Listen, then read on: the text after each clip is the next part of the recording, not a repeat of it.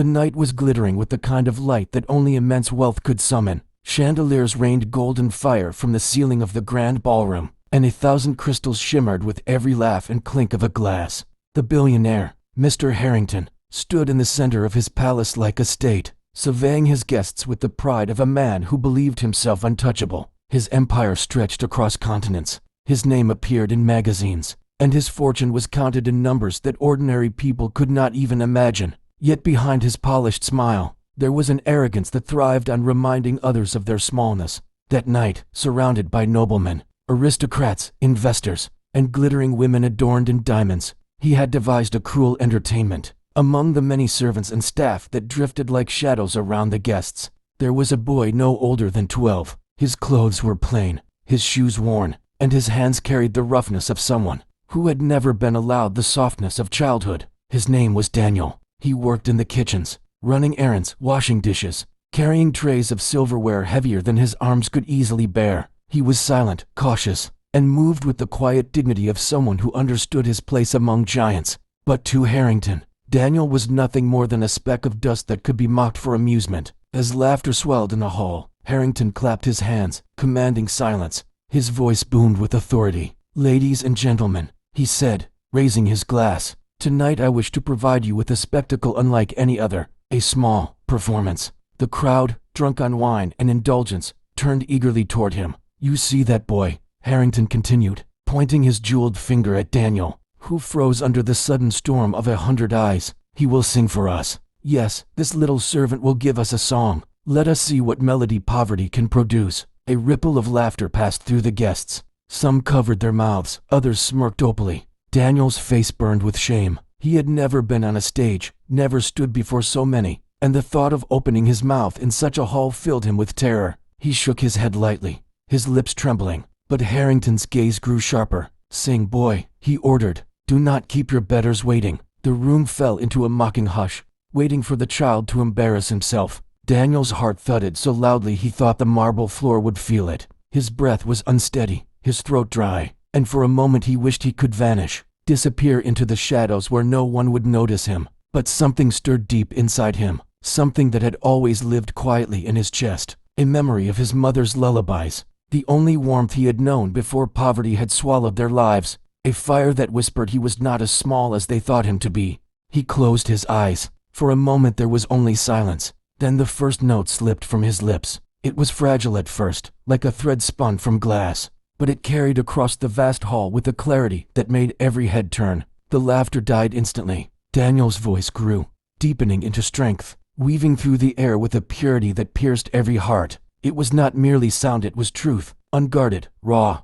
and beautiful. Each note carried sorrow, hope, longing, and an innocence untarnished by the cruelty of the world. Guests leaned forward, their jeweled hands frozen in midair. Conversations dissolved into breathless stillness. Even the great chandeliers seemed to shiver in awe. The melody lifted higher, and in that moment the walls of wealth, pride, and arrogance crumbled. Daniel sang not for them, not for Harrington, but for something beyond all of it, for his mother, for the pain of hunger, for the secret dreams he never dared speak. His song was the voice of every child who had been silenced, every soul that had been trampled under the weight of riches. Harrington's smirk faltered. He had expected stammering, humiliation, perhaps tears. Instead, he felt something he had not known in years, humility. The sound pierced his armor of wealth and power, reminding him of a time when he too had known struggle, when life had not yet hardened his heart. He shifted uncomfortably, his glass lowering slowly, his eyes betraying a flicker of shame. Daniel's song reached its final note,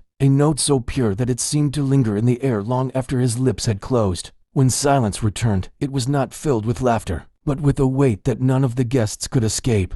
Their eyes were wet, their hearts trembling. For a moment, in that grand hall of marble and gold, they were not lords and ladies, nor bankers and investors. They were simply human beings, reminded of their own fragility, their own hidden longing for beauty and meaning. The boy stood there, chest rising and falling, his eyes still closed. He expected scorn, ridicule, perhaps punishment for daring to sing so honestly. Instead, the silence broke with the sound of a single pair of hands clapping, then another, and another, until the hall erupted in applause unlike any it had known before. It was thunderous, not the empty applause of formality, but the desperate applause of people who had just remembered what it meant to feel alive. Daniel opened his eyes, stunned. He saw faces transformed, eyes shining, lips trembling with gratitude. A woman in diamonds dabbed her tears with a silk handkerchief. A man who had built empires on the suffering of others bowed his head as if seeking forgiveness. And Harrington himself, Harrington, the man who had intended to break the boy, stood frozen,